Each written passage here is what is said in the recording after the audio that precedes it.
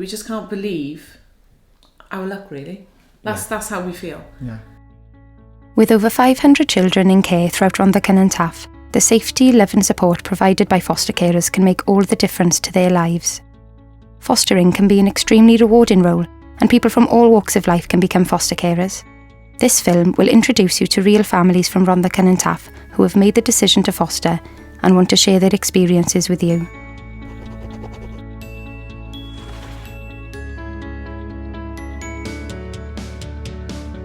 My friend down the street, she'd been a foster carer for a number of years, and I used to do some babysitting for her, and then I just thought, I'd love to do that myself. So then I rang social services, and then they come out to see me. We had a lovely chat and talked about everything about my life and about my children and everything like that, and it just went from there then.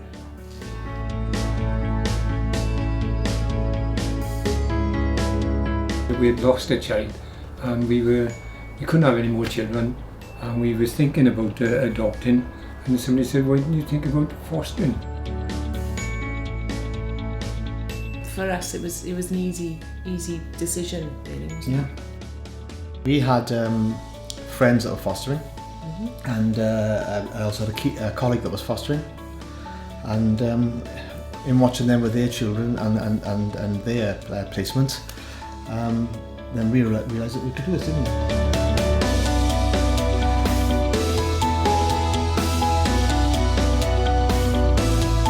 He was just one. He just had his first birthday, and it was lovely.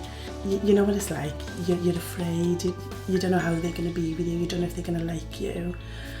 We just had a lovely day in the house together, and I was trying to play with him and talk to him, and he was fabulous from day one.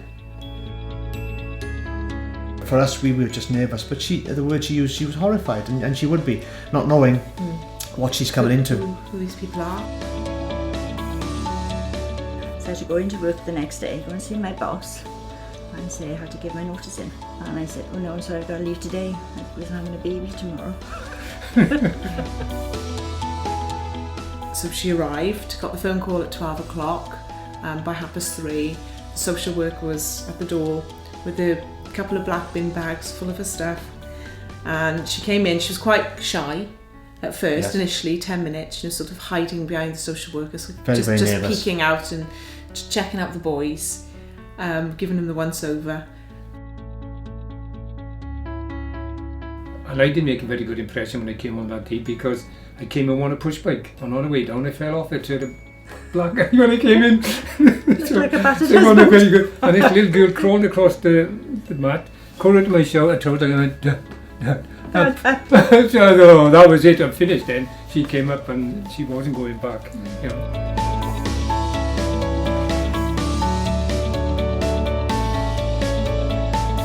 In the beginning, with my two children, they weren't used to having babies around because they were a bit older. My own sons were 7 and 10 when I started fostering. I don't know what they were expecting, but I just, they just couldn't wait to be part of that. We've got 4 boys in the house. They don't know much about girls really until she came along, apart from school.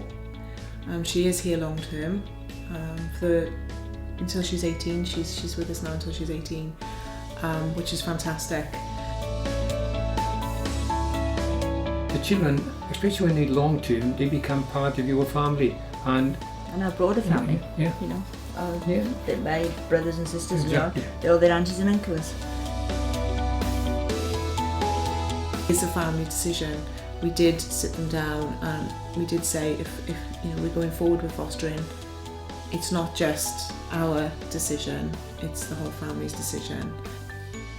Well, I think actually having another child in the house is a big help, and also having a pet, because if they've had pets of their own, they tend to make a beeline for the pet because that's their comfort until they get used to you.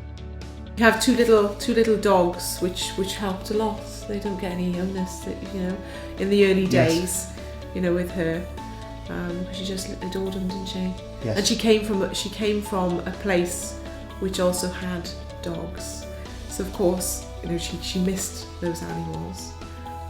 But to come here then, and there was the two little dogs, it gave her a lot of comfort, didn't it?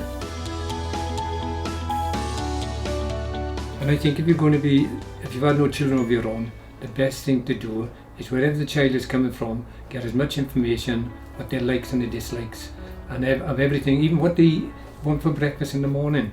You need to know all these things about the child before the child comes in, because you don't want to be stuck, what shall I give him, what shall I do? Any routines that child has, you should try and maintain them as best you can. If they're attending scouts or guides or something like that, then I think it's important that you try to keep as much of their routine as you possibly can. We have various photo frames around the house of people that we've never met but are family members of her, which is important for her to have her own identity. We have to focus very much that she has a family, and we have to work on that. Yeah. We also have to allow access for the parents and to work with the parents and to build a relationship up with them, and that's very, very important, very key.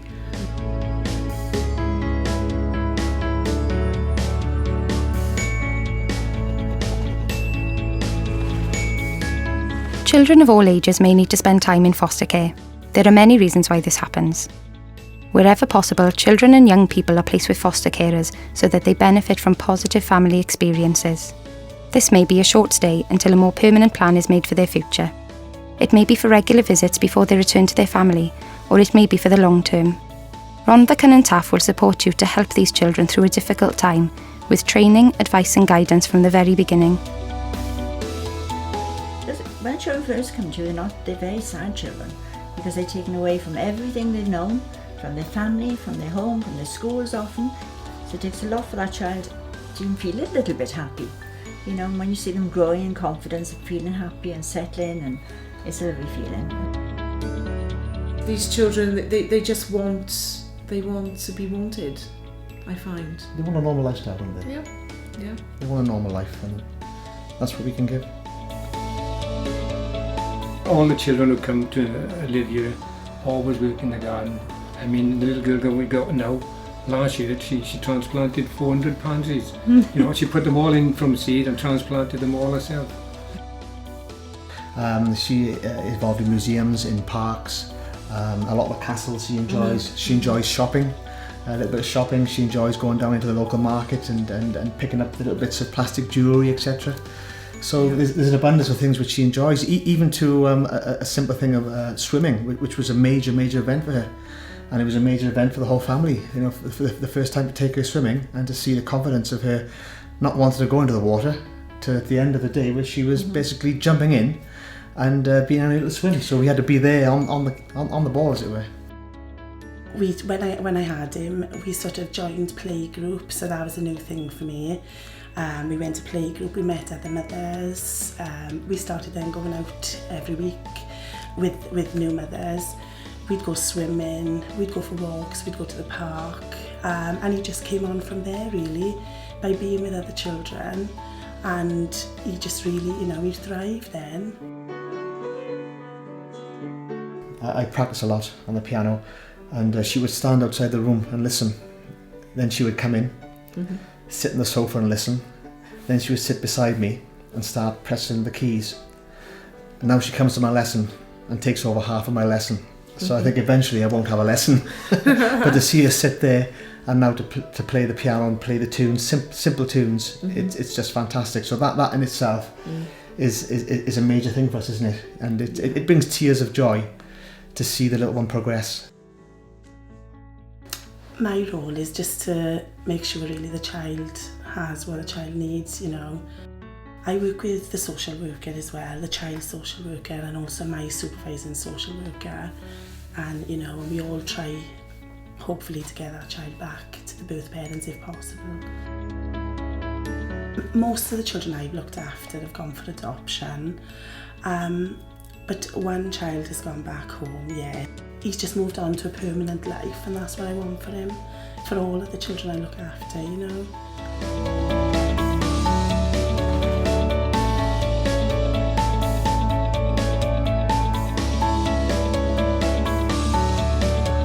We have been very, very lucky, because every child we've had has always had a good social worker. and they have been excellent, and I can't fault any of them. Oh, fair play.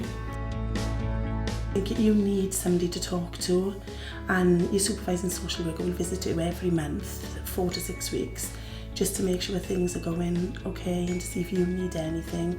So you not only just have the child social worker, you have a social worker that you can relate to as well. Any worries you have, you can get in touch with them and they help you with the training and everything like that. You grow into the role, but you have the support, and you have the people that have been there before and have a lot of the answers. That's right. The care team in Rhondda Cynon Taf are fantastic. I think it's important with the training because it teaches you to be understanding, have plenty of patience, and helps you to have a bit of an insight into the child that's coming to you. We do 30 hours a year. You've got to do the first aid and you've got to do fire safety, and then you do other training then as well, which is all free, all paid for by RCT. You get an allowance for fostering, you get a fortnightly allowance, and that covers everything you need, After that you can do all their clothing, school dinner money, school trips, everything like that. It covers everything that you need for a child. It's ample. It is plenty. In addition to financial allowances for your foster child, as a foster carer you are paid a fortnightly fee, whether you have a child staying with you or not. The amount can vary depending on how many children are with you and the level of care you offer. Most children have to visit parents, don't they? Parents have to see their children. If they're a long way away, it's not easy. There are so many children placed out of county because there are not enough foster carers in Rhondda Cynon Taf. They're desperate for foster carers.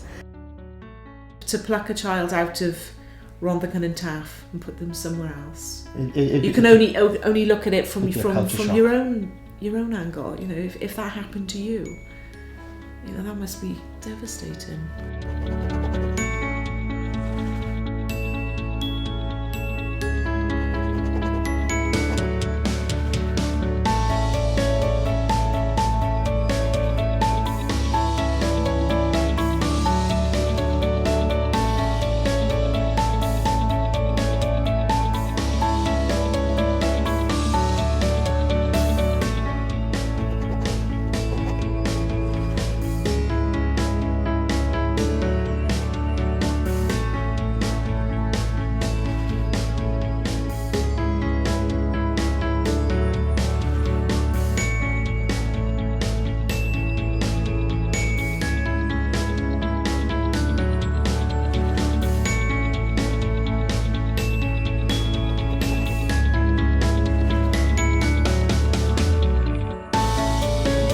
I think that patience is Patience, love, love. support, kindness, a good listening ear. good listening ear, definitely. And I think you need to have a lot of compassion, and you've got to be able to be understanding of the situation and have plenty of TLC. Me personally, I think you do need to care and you need to love the children. I'd recommend fostering to anybody, I'll be honest with you, because to be honest, we've got a lot out of fostering. We've got a bigger family than what we would have if we just have one child, but now we've got lots of children, haven't we? If I could give one piece of advice to the families, I would say to go ahead and foster because they'll really enjoy it. I think we've had fantastic experiences. There isn't any negativity. The only regret we have is that we didn't do it sooner. Yeah, definitely. Every child that enters the fostering system has different needs. So Rhondda Cynon Taf is looking for foster carers with a range of skills and qualities to look after vulnerable children and young people. We always try to match children with foster carers who can best meet their cultural, religious and linguistic needs. Wherever possible, we place Welsh-speaking children with Welsh-speaking foster carers. If you think you can provide a safe place for a child to call home in Rhondda Cynon Taf, get in touch with the foster care team and take the next step to becoming a foster carer.